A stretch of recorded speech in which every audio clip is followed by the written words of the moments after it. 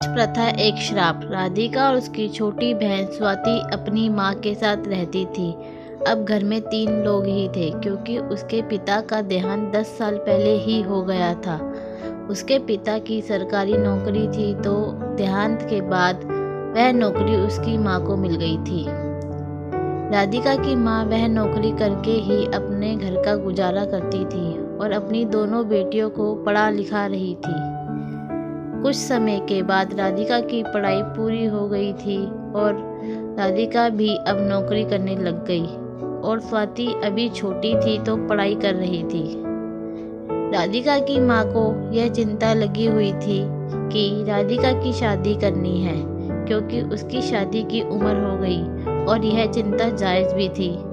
वह उसकी शादी के लिए लड़का खोजना शुरू कर देती है, लेकिन लड़के वालों की दहेज की बहुत मांग होती है और राधिका कई रिश्ते मना कर देती है, लेकिन उसकी माँ को चिंता होती है कि राधिका की शादी हो जाए।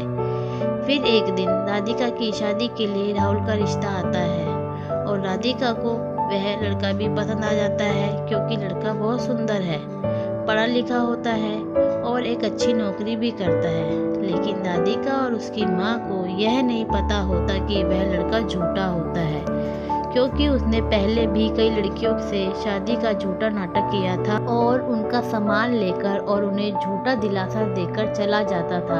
जब राधिका के घर राहुल का रिश्ता आया तो उसकी माँ और राधिका को राहुल पसंद आ गया और राधिका की शादी हो गई। फिर राहुल राधिका को शादी करके अपने घर ले गया, जैसे हर लड़की विदाई के बाद अपने ससुराल जाती है।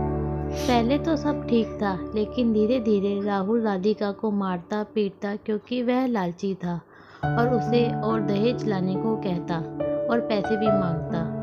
राधिका सब कुछ चुपचाप सहती, लेकिन अपनी माँ को कुछ नहीं बताती क्योंकि राधिका को पता था कि अब उसकी माँ अकेली है और उसकी छोटी बहन की भी पढ़ाई लिखाई पूरी करानी है।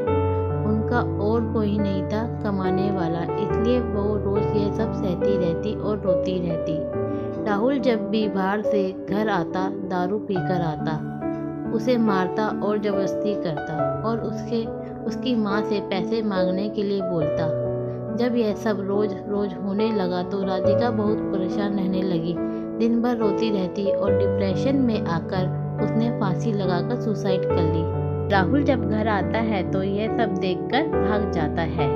राधिका की माँ जब उसे फ़ोन करती है तो राधिका फ़ोन नहीं उठाती।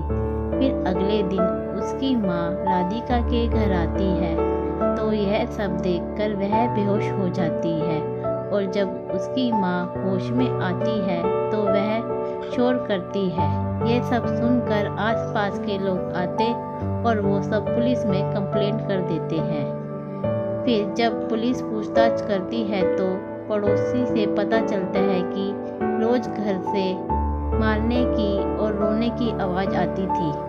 पुलिस पड़ोसियों से राहुल के बारे में पूछते हैं तो उसके बारे में उन्हें कुछ नहीं पता होता है, लेकिन राहुल किराए के मकान पर रहता था। तो फिर वह मकान मालिक से पूछताछ करते हैं तो मकान मालिक के पास राहुल का आधार कार्ड की फोटोकॉपी होती है जिसमें उसके घर का पता होता है। उस पते से पुलिस राहुल को अरेस्ट कर लेती है और सारा सामान भी। राधिका की माँ को पुलिस स्टेशन में बुलाते हैं और पूछते हैं कि क्या यही राहुल है, तो राधिका की माँ राहुल को देखकर उसे रो रो कर मारती है और बोलती है कि यही है जिसने मेरी बेटी को मारा और राहुल को उम्र कैद की सज़ा हो जाती है। अगर आपको हमारी यह कहानी अच्छी लगी तो हमारे चैनल को सब्सक्राइब कीजिए और हमें कमेंट में बताएं आपको हमारी कहानी कैसी लगी। लाइक शेयर कमेंट करना ना भूलें। धन्यवाद।